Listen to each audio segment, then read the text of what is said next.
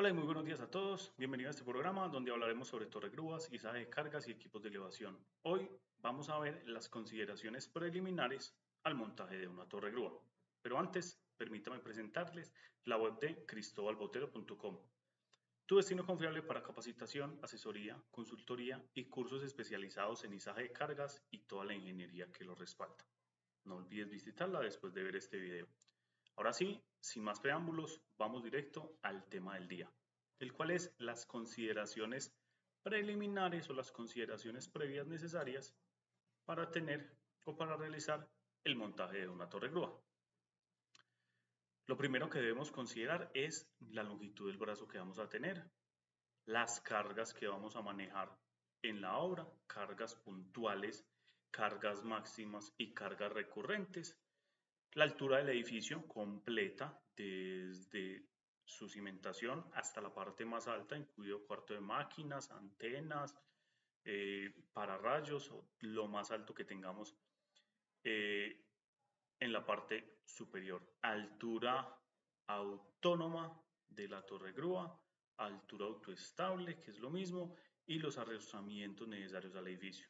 Su ubicación, donde vamos a ubicar espacialmente la torre grúa, qué tipo de base vamos a seleccionar de acuerdo a nuestras necesidades y los tipos y los pesos de las cargas que vamos a izar.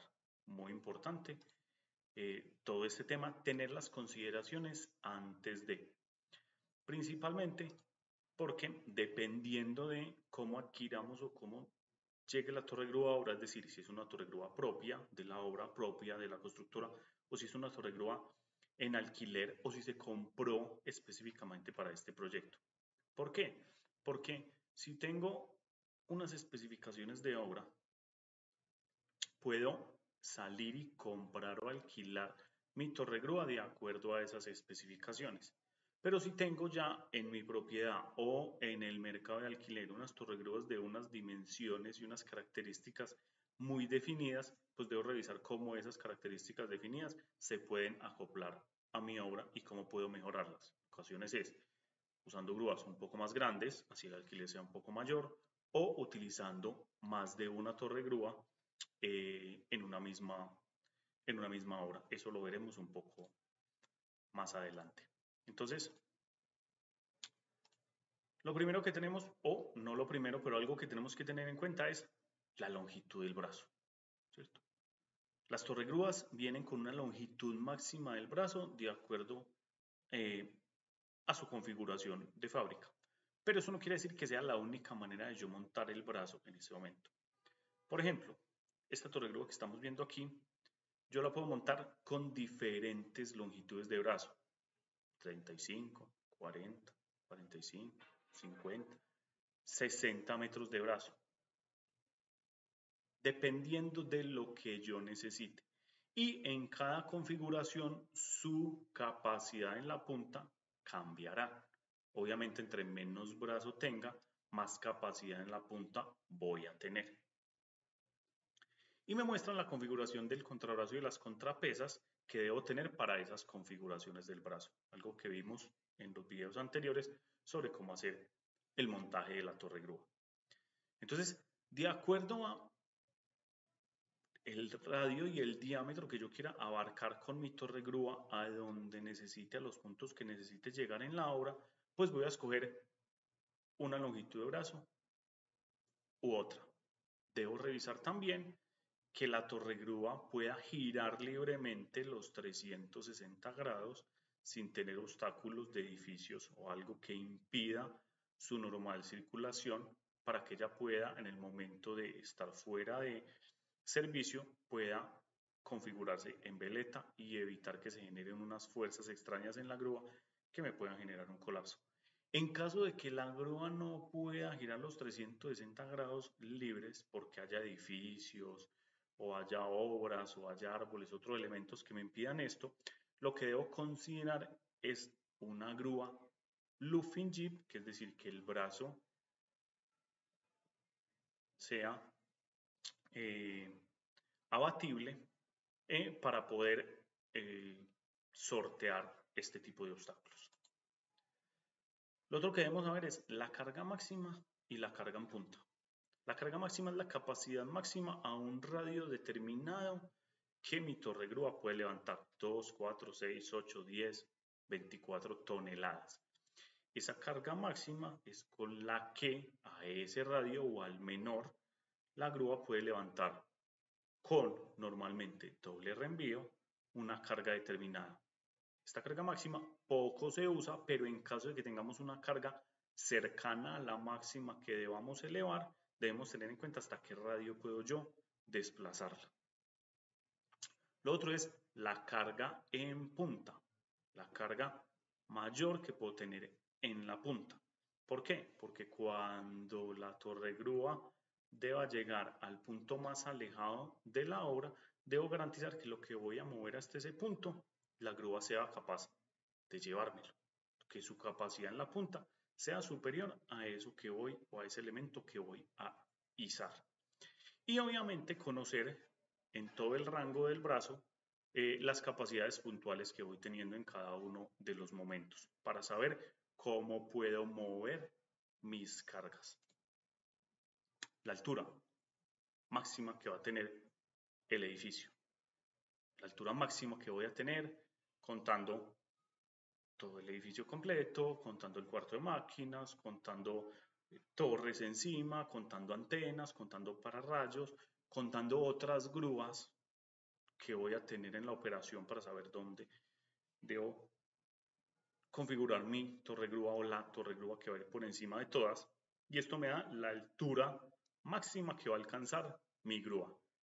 Normalmente por encima de esta altura máxima del edificio yo debo respetar entre 12 y 15 metros pues para poder hacer movimientos de carga sin ningún problema por encima del edificio para poder girar libremente y tranquilo.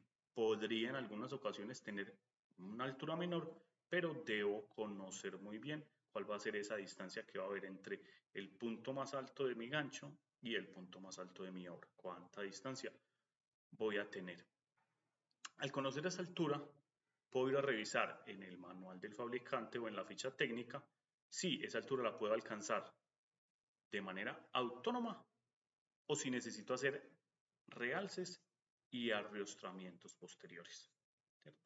Entonces, la altura autoestable me va a indicar la altura máxima que el equipo o que la torre grúa puede tener sin necesidad de apoyos o riostras adicionales que me eviten un volcamiento. Entonces esta es la altura a la que yo voy a montar inicialmente mi torre grúa y voy a empezar a funcionar en la obra.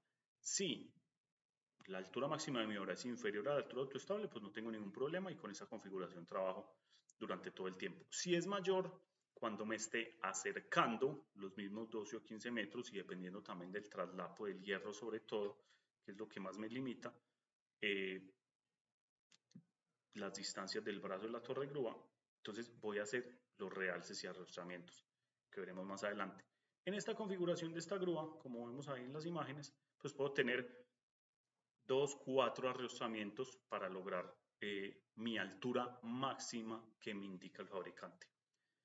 Esta altura máxima recomendada siempre por el fabricante pone una notica normalmente en la que dice si va a superar esta altura máxima indicada, favor contactarse con nosotros para entregar soluciones. Normalmente las soluciones son iniciar con una base más ancha, ¿cierto? Tramos de torre más anchos para tener mayor altura, mayor estabilidad y unos tramos de transición cónicos a una altura determinada para volver a los tramos naturales de la grúa.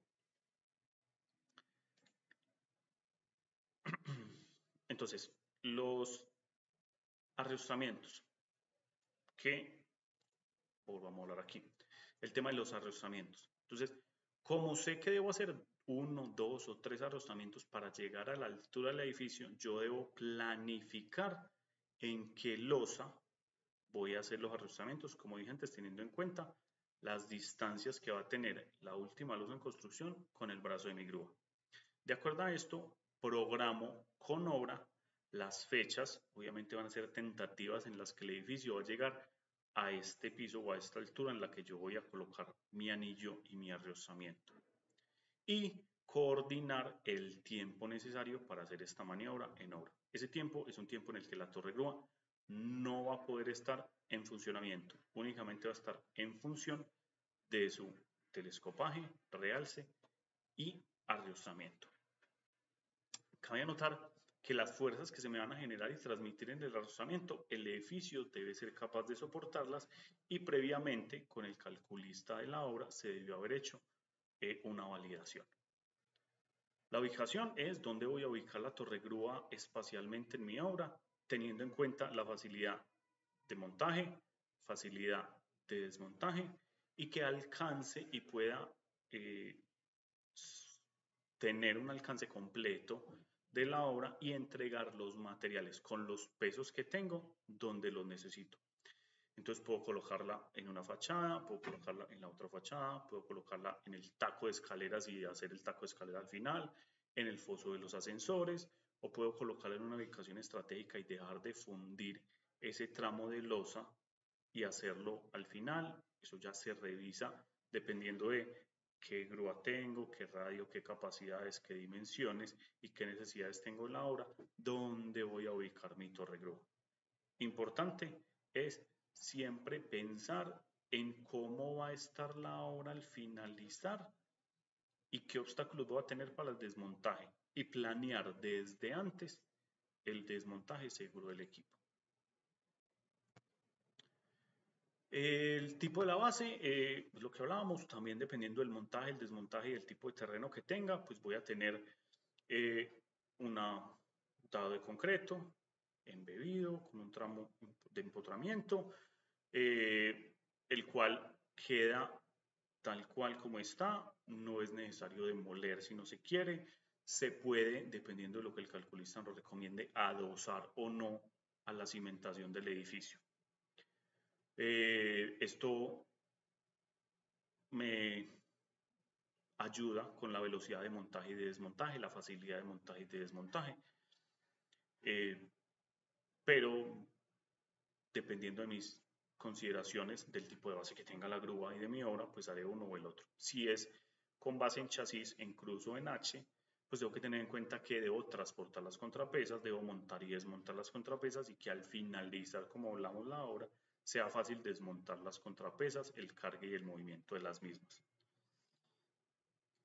Eso sería como en términos generales lo que tendríamos que tener en cuenta al momento de montar una torre grúa, ¿cierto? Las consideraciones previas. Estas consideraciones, yo me siento con obra, me siento con el director de la obra, me siento con el de planeación, me siento con el de BIM, me siento con todas las personas que van a estar involucradas, ojalá con los proveedores, para comenzar a mirar cómo engranar todo el sistema a la configuración de mi torre grúa. Que las cargas que me van a llegar por parte de los proveedores, la torre grúa las pueda, sin necesidad de hacer transbordos, descargar, que la torre grúa esté disponible para la fecha que se necesita, que los tiempos de mantenimiento, montaje y realce coincidan con los tiempos que necesita la obra. Eso es muy importante tenerlo en cuenta en las reuniones y en las preparaciones previas de obra para evitar sorpresas, para evitar malos entendidos o para evitar traslapos de operaciones al momento de realizarse. Bueno, hasta aquí el tema del día de hoy. Muchas gracias nuevamente por haberme acompañado un día más en este programa. Les recuerdo que me pueden encontrar principalmente en mi página web, cristobalbotero.com, y en mis redes sociales, LinkedIn, YouTube y próximamente Twitter. Muchísimas gracias y nos vemos en una próxima.